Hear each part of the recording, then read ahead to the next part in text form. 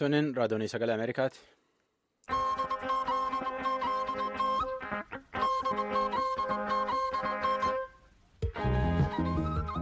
Sagantaa raadiyoonii sagalee Ameerikaa wiixataa haga jimaataa galgal sa'aatii lamaa wadhakka haga sa'aatii 8 meetirabaandii 1922 fi 25 irratti Waashingtan DC irraa sanii dabarsinu kaarraa kun ammaantan jalqabna.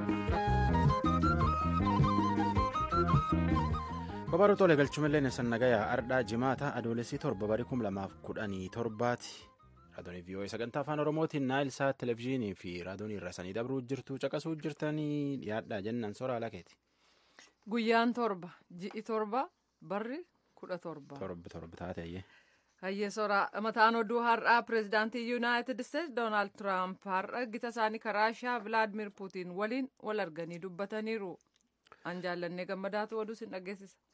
Gamkaaniin ammoo Dr. Mararaa Guddinaa fa'aa har'a mana murtii federaalaa fidaniitiin ragaalee itti dhiyeessanii himatanii beellamaan dabarsan. Korii bulchootii Afrikaa Finfinnee ta'an maan irra dubbatanii maan abdattan. Bulchooti biyya dureeyyaa addunyaa 20 G20 German Hamburgitti kortaa'uu jiran korii keessan kora dhaabbuu hin qabne bu'aalleen buus jedhee ammoo namni kun hedduu hiriiritti ba'uu jira. Waan arsanii qopheessin keessaa tokko oduun jalqabnaa jaalanne.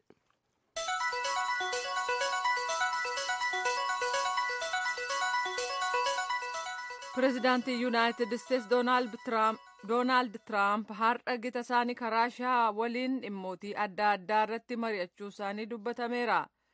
Wanni gara fuula duraatti itti fufuuf jiru biyyootii lameeniif bu'a qabeessa ta'a abdii jedhuun qabaa jedhu Tiraamp. Waan biyyoota lameeniif gaarii ta'an akka dhufuuf jiru immoo nan argaa jechuudhaan Tiraamp dubbatanii yommuu irraan deebi'aa Tiraamp kan dubbatan yoo ta'u marii isaanii tuun jalqabiin dura fuula ifaa wal argan. Marii hoogganoota lameenii kun walgahii Haamburg sana caalaa qalbii addunyaa hawwatee jira. Pireezidaantiin Ameerikaa duraanii Baaraak Obaamaa fi Pireezidaant Puutiin gidduutti hariiroon qabbanaa'ee ka ture yoo ta'u Tiraamp garuu hariiroo biyyootii lameenii nan fooyyessaa jechaa turan. Hoogganoonni addunyaa irratti diinagdee guddoo qabaachuun dursaa jiran kanneen G20 jedhaman walgahii guyyaa lamaaf Haamburg Jarmanii keessatti walitti qabamanii jiru. Kunis gabaa addunyaa to'achuu, shororkeessummaa, jijjiirama qilleensaa dabalatee dhimmootii hedduu irratti mari'achuuf akkasumas deebii barbaachisaa kennuuf akka ta'e beekameera. Keessumsiistuu ka ta'anii jiran chaansilarittiin Jarmanii Aangalaa Merkel kamisa kaleessaa akka dubbatanitti hoogganoonni biyyoota 20 kun dhimmootii hedduu irratti walii galanii deebii barbaachisaas ni arganna jedhanii abdii ka qaban ta'uu dubbatu. Garuu dhimmi jijjiirama qilleensaaf daldala kan ilaaleen wanni beekame hin jiru. Pireezidaantiin Ameerikaa erga waliigaltee jijjiirama qilleensaa bara 2015 keessa Ameerikaa baasanii as hoogganoota biyyootii kabiroo waliin danqaa keessa jiru. Kana malees daldala kan ilaaleen jijjiirama maammataa godhan rakkoo irraan ga'aa jira. Pireezidaant Tiraamp garuu ammayyuu daldala kan ilaaleen karoora haaraa ifa ta'e akka qaban dubbatu. Walgahiin Haamburg Jarmanii keessatti gaggeeffamu mata dureelee dubbatu keessa jijjiirama qilleensaa fi waa'een godaantotaa akka jiru ta'uun ibsameera. Garee kana hooggantuu kan taate Jarmaniin Afrikaaf karoora dhiyeessite kan ilaaleen dudubbachuuf jiran. Kaayyoonsaas Afrikaan hundumaa keessatti hojii investimentii jajjabeessu. Kunis qonnaa dabalatee carraa hojii argamsiisuu yoo dhufe sana booda godaansa Afrikaa keessa hanqisaa ka jedhu ture. Haga ammaatti Koodivuwaar, Morookoo, Ruwaandaa, Senegaaliif Tunisiyaan wixinee dhiyaate irra kan mallatteessan yoo ta'u kunis jaarmayaanni maallaqa addunyaa fi IMF baankii addunyaa fi baankii misooma Afrikaa wajjin hojjechuun akka ta'e beekameera. Itoophiyaaf Gaanaan itti dabalamuuf fedhii akka qaban ibsanii jiru. Afrikaan kibbaa garuu kana mallatteessuu jetteetti. Sababiinsaas caasaa ammaan dura tolfatte akka diigduuf gaaffii dhiyaatu hin feetu gurraachota jireenya sadarkaa giddu galeessaa qaban ka biyyattiitiif gaariidha jettee amanti.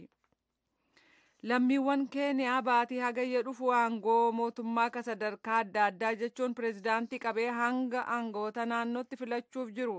Garuu filannoo kana kan ilaaleen barana waan addaa jira. Kunis kaadhimamtoota walabaa hedduutti hirmaata. Uummata 15,000 caalu keessaa nuusa tokko ka ta'anii dorgomuuf danda'an akka danda'an kan koomishinni filannoo eehameef dorgomtoota walabaati. Isaan keessaa tokko akkas jedhu. The big parties conspire against individuals, but I think you can see. Paartilee gurguddoon namoota dhuunfaa irratti shiraa jiru. Shira hojjetamuun iddoo hedduutti paartileen dursaa jiran akka paartilee filuu mannaa akka dorgomaa dhuunfaa filachuu wayya. Garuu uummanni paartilee filata akka jedhan muummichi ministeeraa duraanii kan bara 2013 pireezidaantummaaf dorgomanii amma immoo akka kaadhimamaa walabaatti dhiyaatan Piiter Keenet turan. Duulli filmaataa kan itti fufe yoo ta'u xiinxaltoonni akka jedhanitti dorgomaa walabaa ta'anii dhiyaachuu qofti siyaasa Keeniyaa jijjiiruu hin danda'u. Lammiiwwan Keeniyaa hedduun isaanii paartiif kaadhimamtoota filatu jedhameera. Oduun keenya kanuma.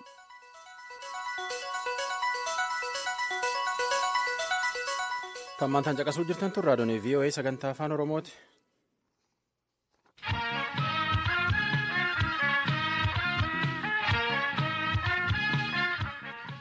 Manni murtii federaalaa Itoophiyaa ardhaa waan Dr. Mararaa Guddinaa, Dr. Biraanuu Naggaati, obbo Jawar Mohammed televezyiinii isaatii fi OMN himatan caqaseetiin jirilleen waan ittiin himatan kaman caqafate. Dr. Mararaan himannaa tan irratti waan ittiin himatan caqaseetiin dubbiin tunin achiin dubatti seeraan ilaalamuuf gara warra seeraan waan isaaniin himatan ilaaluutti dabarsan. Dr. Mararaan yakkamaa adoon taane nama maqaa siyaasaatiin hidhamee jechuun mormate. Dr. Mararaan ragaa irratti waan himataniin kanallee caqafateetiin dubbii tana akka mani marii federeeshinii ilaalu gamseeraatiin qoratu adoolessa 25tti beellam kennan. Abukaatoon Dr. Mararaa obbo Wandimuu Ibsaa tujubeen bilbilteetiin waan ittiin himatan irratti wagaafatte. Tokko haqa sadii Dr. Mararaa, Dr. Biraanuudhaaf obbo Jawaar irratti himannaa shororkeessaa miti kan dhiyaate. Himannaa yakka akkana akkasii jedhanii keewwata yakkaa kan biyyoolessa Itoophiyaa 1997 baay'ee caqasanii kan dhiyaate. Isa miidiyaa isaatiidhaaf min irratti immoo shororkeessaa dabalatee keewwata yakkaallee caqasee dhiyaate. Akka abukaatoo Dr. Mararaatti himannaa dhiyaate kanaaf mormiin isin dhiyeeffattan maal ture? Kanarratti gaa mormiin nu dura kaafne tokkoffaa inni biyya keessa jira. Kaayoon isaa muduun paartii karaa nagaatiin seera irratti hundaa'ee qabu waan ta'eef isaa warra alaa waliin himatamuu qabu addan waa ba'u jennee. Karaa biraatiin himannaan kun guutuu mooti. Akka seera Itoophiyaa yakka 23 irratti himanni tokko himannaa yakkaa kan jechuu danda'u waan sadiin tokko guutuu qaba. Tokkoffaa isa yakka hojjechuu kana qabatamaaf humna baay'eedhaan ta'uu qaba. Inni kun immoo seera qabatamaan cabsuusa. Sadaffaa mooraalawii haala jirurraan ala han ta'e kanneen sadii yoo guutamin hin ta'u jedha. Dr. Mararaan kana sadiinuu wanti inni balleesse hin jiru. Himannaan isarra dhiyaate bara 2006 kaasee kan inni dhaddacha seeraa waltajjii seeraa irratti qoratee rakkoon biyya kanaa akkasitti hiikamu jedhe waan ta'eef kana mormannee. Karaa biraatiin immoo ragaan abbaa alangaa kan namaa kan Dr. Mararaa namni tokkollee hin caqafamne. Himannaan yoo dhiyaatu ragaa waliin dhiyaachuu qaba. Ragaa barreeffamaa ragaa namaa kan dhaddacha ga'e nu qaqqabuu qaba jenne. Deebiin abbaa alangaa maal ture? Abbaan alangaa maal jedhee Dr. Mararaa akka waan shororkeessaan himatuu fakkeesse labsii shororkeessaa waan ragaa namaa maqaaf teessoo isaanii akka himatamatti hin kennine dhoowwuu fi maqaa ragaatii fi teessoo ragootaa hin ibsine jedhanii nu kana mormannee tasuma. Dr. Mararaan shororkeessaan hin himatamne. Ragaan namaatiif maqaanis teessoon isaaniillee qaqqabuu qaba. Karaa biraatiin CD 10 jira jedhanii. CD 10 kun mana murtee qaqqabe malee maamila keenya Dr. Mararaa hin qaqqabne. Kunillee nu sirraa'uu qaba. Tasuma nama shororkeessaan hin himatamin irratti seera madabanyaadhaan himatamuu qaba malee shororkeessaan walitti dhufuu qabu jennee kanaaf kana fakkaatu cimsinee falmanne. Abboonni murtii kanaaf deebii kennanii? Abbaan murteedhaagaa kan goone kan abbaa alangaatti kenne. Abbaan alangaa wanni nu mormannee dhiyeeffanne hundi isaatu fudhatama akka hin qabne. Shororkeessaan illee yoo himachuu baanne keewwata shororkeessaa irratti caqafnee ragaa namaa teessoo ragaa namaa akka himatamaa kanatti hin beeksine akka nuuf murtaa'u kan jedhu mormee dhiyeeffate. Kana irratti bitaa mirga qoratee hadha yoo murtee kennu manni murteedhaagaati bal'inaan dhimma dubbisee wanna nu gaafanne hunduma isaatu kufaa godhee kuni kama eeggamu ture baay'ee irraa jeffannee wanti nu raajeffachiise wanta lama. Tokkoffaa CD'n suni nu qaqqabuu qaba kan jenne kana akka nu qaqqabuu nuuf hin murteessine abbaan alangaa isaanitti hin kennu mana murteetitti hin kennaadhee mana murteetitti kennee manni murteedhaa hadha silaa eega himannaa qaqqabsiifte siidiillee ragaa barbaachisu hundaa qaqqabsiisi kan jedhu malee karaa seera biyya Itoophiyaa keessatti hin baratamanii fakkeenyaaf nama yakka iddileetiin himatame seera yakkaa ka iddileetiin himatta shororkeessaan himatame labsii shororkeessaatiin himatta kanaan ala dabree waa lama hojjate manni murteedhaa hadha tokko shororkeessaan illee himatamuu baatu Doktor Mararaa yookiin himatamaan tokkoffaani akka abbaan alangaa waa dhiyeeffate irratti yoo tilmaamnu ragaan namoota kan nama hundaatu ka isaan shananiitu keewwata shororkeessaatiin hin qaqqabsiisu waan jedheef kanuma akka manni marii federeeshiniidhaa hiikkaa itti nuu kennu mana marii federeeshiniititti geessineerra innis maalidha labsii shororkeessaadhaa ragaa abbaa alangaa namoota himatamanitti akka qaqqabsiisu waa sadi lafa kaa'a tokko ragaan mataan isaa nin sodaadhaa fayyaa kootiif nagaa kootiif maqaan kootteessoon kun akka himatamaan qaqqabne jedhee yoo mana murteetitti iyyatee manni murtee barreeffamaan hayyameef lammaffaa abbaan alangaatu ragaa koo kiyya akka nagaa kiyya kana nagaa isaa waan sodaadhuuf manni murteedhaa akka maqaa isaatii fi teessoo isaa himatamaan qaqqabsiifne akkana hayyamu jedhee manni murteellee yoo xalayaadhaan hayyameefi sadaffaa manni murtee matuma isaatii yaaduma isaatiin ragaa abbaa alangaa kan akka himatamaan qaqqabsiifne jedhe kana sadiin waggaan raawwatin labsimti shororkeessaallee abbaan alangaa lafumaa ka'ee aangoon qabneen aangoo isaan kennamini kalabsi irratti illee kennamee qabsee maqaa ragaatii fi teessoo ragaa hin dhoksa jechuu hin danda'u kan jedhu waan jiruuf nuti kana caqafnee mana murteetitti iyyannaan ka isin jettan kana fudhannee hiikkaa seeraa kennuun waan nutti hin tollee fi akka abbaan alangaa gaafateef gaafii keessan kana lachuu walitti qabnee federeeshin mikir beetitti ergina federeeshin mikir beetiin hiikkaa seeraa itti haa kennu jedhee Doktor Maraaraallee amma waan ragaan abbaa alangaa akka isan qaqqabne jedhee abbaan alangaa nu gaafate isin immoo nu qaqqabuu qaba waan jettaniifi kana keessaa kamtu sirriidha kan jedhu hiikkaa seeraa waan itti gaafanne dhagaa hamlee yookiin adoolessa 25 haa isinii turuu nuun jedhu. Doktor Mararaan himannaa irratti dhiyaate kanaaf har'a yaada dhiyeeffatan qabu. Doktor Maraaraan illee achirratti ka'anii yaada gabaabduun qaba hayyamaa jedhee si hayyamne jedhaniini tokko himannaan kiyya himannaa siyaasaati dhibbaaf dhibbata lammaffaa himannaan irratti kan dhiyaateef maaf mirga ummata oromootiif qabsooftaadhaafi sadaffaa maaliif mirga ummata Itoophiyaa hundaafuu qabsooftaafi karaa nagaati seerri dimokiraasii olaantummaan seeraa Itoophiyaa keessatti haa dhufu jedhee waan qabsaa'eefi manni murteedhaa inni bilisa kan haqa ta'e akka Itoophiyaa keessatti dhaabatu maa qabsooftaafi seenaa Itoophiyaa keessatti Abbee Gobanyaa namni jedhamu kitaaba barreessee biyya Itoophiyaa keessatti Aliin Walladim kan jedhu nugusatti himee nugusni dhaga'uu didee waan ta'e hin beekanii lammata Ba'aaluu Girmaa namni jedhamu biyya dargiidhaa Oromaayii kitaaba barreessee waan inni jedhu hin beektanii kitaaba kana dubbisaa sadaffaan illee immoo የተራበ ህዝብ መሪዎቹን ይበላል jedhee kitaaba qorxoo qaxxilii jedhu tokko barreessee jira kitaaba kana isin abbootiin seeraallee naa dubbisaa ummannis naa dubbisaadha himannaan keessan kun himannaa siyaasaati akkanarraa kuffiftan kan jedhu yaada kenne manni murtii deebii maalii kenneef yaada isaaniif yaada Doktor Maraaraan kenne kana tasgabbimaan caqase manni murteedhaa tasgabbimaan caqase anis dubbadhee ture abukaatoo Doktor Maraaraa too keessaa Doktor Maraaraa dubbate Doktor Maraaraan dubbate kan akka yaadaatitti caqasnee jirra garuu biyyinii kennine san diiguun hin ta'u kanaafuu akkuma biyyinii kennineetiin manni federeeshin mikir beetiidhaa hiikkaa itti haa kennu haa isaan hiikkaa itti kennanii achiin booda irratti gara itti aanutti hamne innatti kennitanii jedhanii haala kanaan haala nuudhaan fudhatanii addaan deeman jechuudha. Obbo Wandimmoo ibsanuu kennitaniif hedduu galatoomaa. Isinillee carraan alaattaniif baay'ee galatoomaa. Caqasuu jirtan turre raadiyoo VOA sagantaa afaan Oromootti waan itti aanaa dabarra Hamburg magaalaan Jarmanii midhaagumaaf waan hedduun beekamtu keessatti kaleef guyyaa dheengaddaa dhiyootan keessa gaazii walta fuufaa bisaan walta biifaa qawwee laastikii mataarra qabanii walta tokkosa makiinaa bubulleessa waan hedduu keessa baate G20 yookaan ammoo biyyootii guddinaan beekaman biyyisuun keessatti marii taa'uu jiranii warri hiriira akkana baay'eetu iyyuu akkana tolchuu jira. Tan irratti warra achi jiraatu keessa nam tokko dubbisreefu obbo Sharafaddiin Abbaa Jabaal maan ta'uu jira maan argitee waan kan gabaabsinutti mannaan. Inni kaan nu hiriira kana waa'ee walgahii kanaa dhagoorra daansii dandasu nu wayya jedhee naannoo tokkotti daansiitu dandasamaa. Daaduu tokko irratti immoo akkasuma muuziqaa qopheessanii muuziqaadhaan mormii jaraa ibsaa turanii.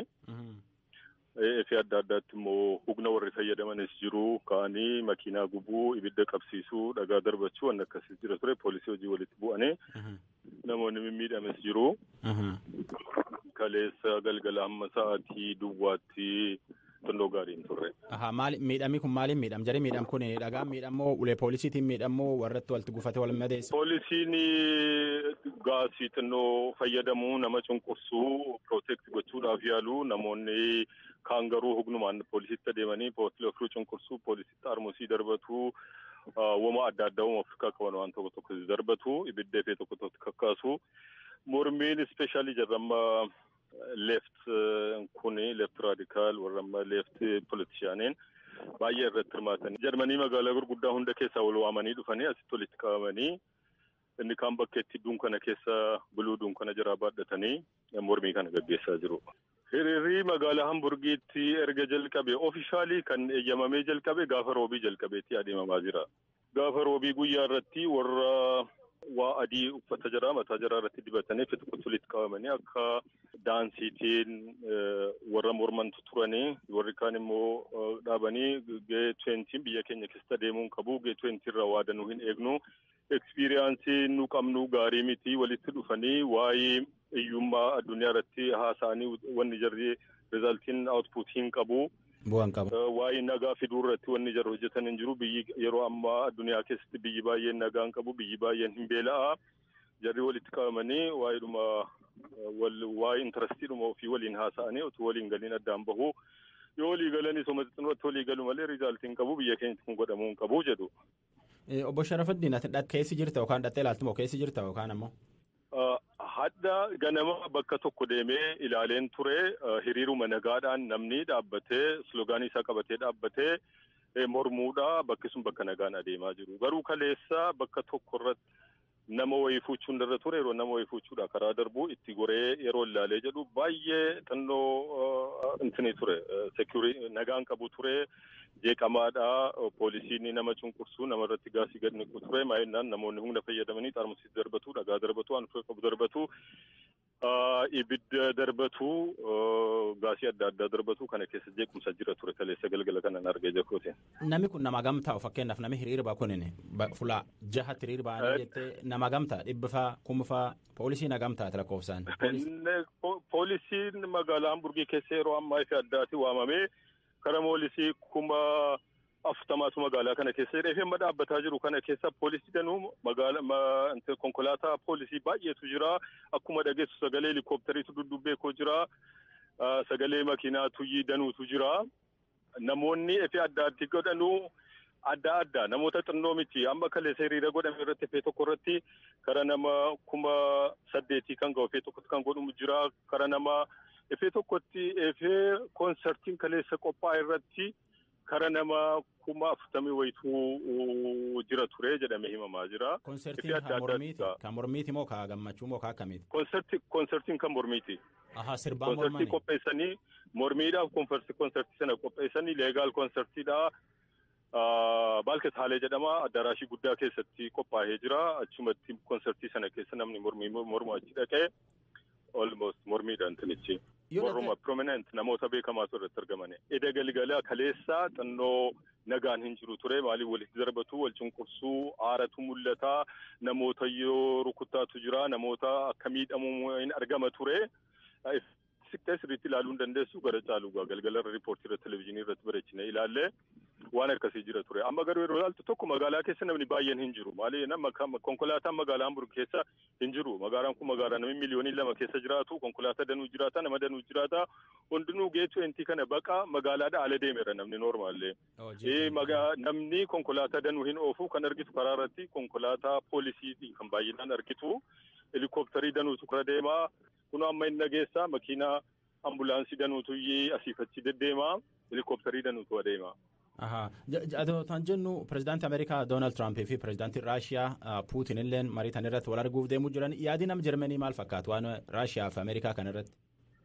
Warra amma hiriira kana haala adda addaatu jira. Baay'inaan warra amma liberaal politiks adeemsisu warra amma Hamburgii keessaa hiriira kana bahu asitti walitti qabamanii jarri warri kuni nagaa addunyaa eeguu hin dandeenye addunyaarraa rakkoo jiru babal'isuu malee rakkoo xinneessuu hin dandeenye. Kana yennaan jara kana biyya keenya keessatti arguu hin jiru jedha. Namni hundi barri isaa irratti Roonaald Tiraamp Puutiinii fi Erdogaanii galuun dhowwaadha kan jedhu asitti mana kana seenuun dhowwaadha kan jedhu hoteeliin danuun restoraantiin danuun efendiriitii adda addaa akka taphatanii fuuldura footoo jara wajjin laxafatanii jiru. Jechuun Tiraamp fi Puutiinii fi kan Turkii jarri kun sadan biyya kana keessatti warra jaalala hin qabne jechuu dandeessi. Yeroo baay'ee wannatti dubbiftu wannatti ilaaltus kwaanii irratti wannatti argitu jarri kun environmentiidhaa hin taanu jarri kun rakkoo addunyaa hiikuudhaa hin taanu jarri kun nagaa fiduu hin danda'anu isa jedhu innatti reewun isloogaanii hunda irratti kanas dubbistu kanaadha. Jarri sadeen jechuun. Kana yennaan warra kana hin feenuu jedhu jara sadan. Kanaaf meejarmeniin Hamburgiin tun maal fakkaata nama hin beekneef kamiilaa fi bulchootii addunyaa tun walga'ii ta'an. Hamburgiin kan argamtu noordi Jarmanii irra yoo ta'u poppuleeshinii nama miliyoonii 2 qabdi. Magaalaa biizines seentariitii tuurist seentariidha. Awurooppaa keessa sadaffaa irratti tuuristii danuu qabaachuudhaan Paarisiif Londoniin boonaa Hamburgiitu beekamti. Waggaatti nama tuuristii qara miliyoonii 9 qabu. Warra amma markabni gurguddaan warra amma Ayidaa yeroo asii deeman namoonni dhufee asirraayyii markaba sana fudhatee deema. Sana keessa magaalaa baay'ee beekamtuudha. Economical centeridha. Politically biyyi kun warra amma baay'ee liberaaliidha. Warri liberaalii naannoo kana jiran baay'ee beekamaadha jirri. Politika irratti baay'ee attentionii kennu. Walga'iin dhumti kun asitti adeemsifamuun isaa otuu jirri kun jiranuu maaliif kan jedhu gaaffii uummata hundaatu. Bushara Fiddiin galateeffannaa taa'umsa qasuu jirtan turre raadiyoon VOA sagantaa afaan Oromooti. Ka dubbifneef dhageenyarra.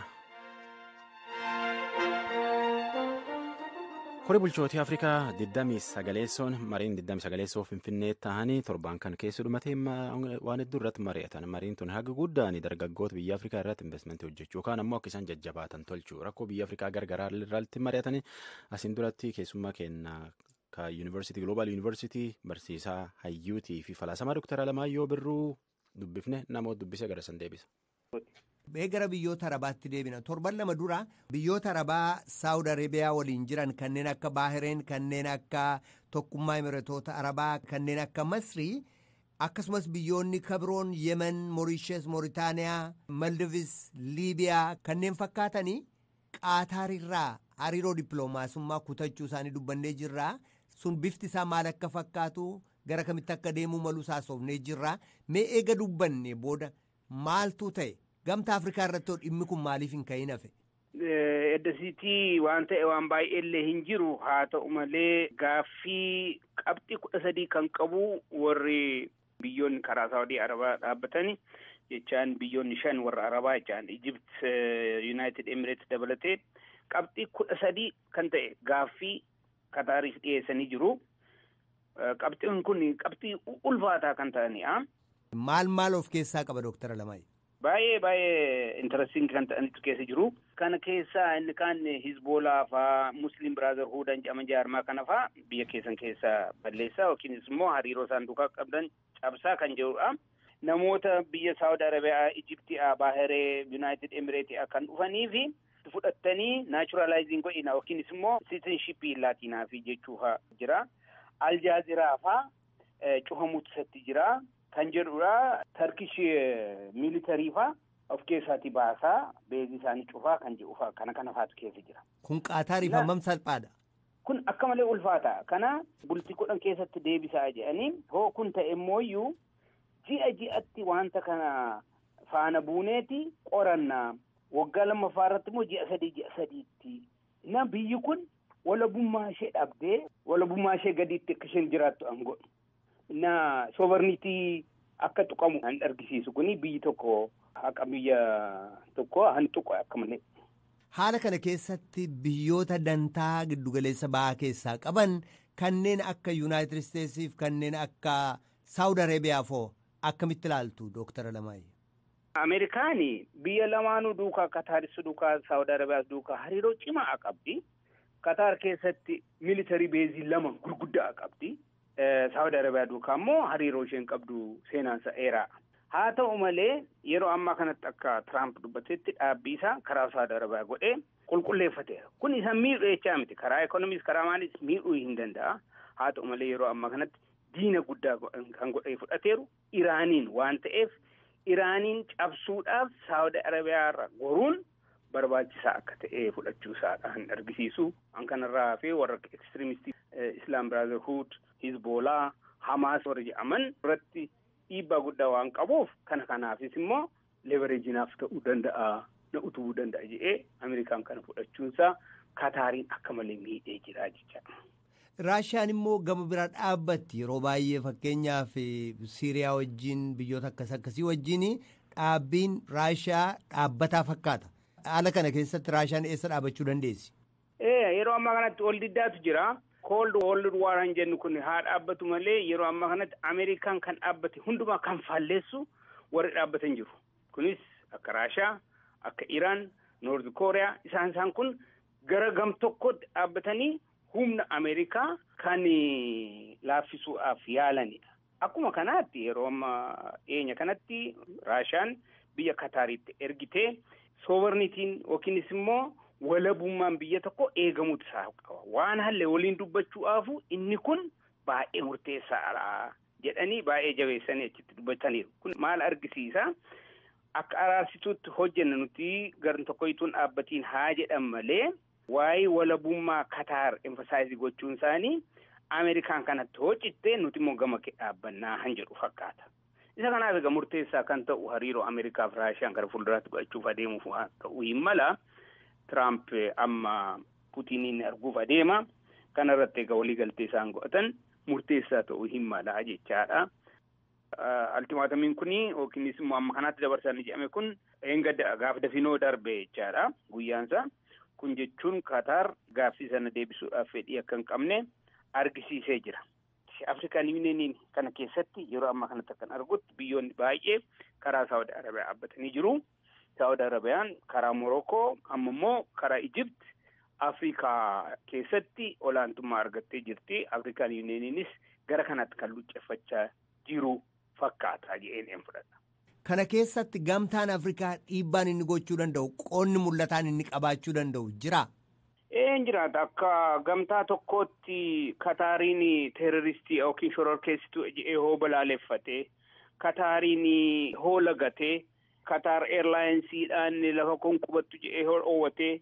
Qonnaarraa kan ba'u midhaan Kataaritti gurguruu hoo didee biyya sana baay'ee miidhuu danda'a.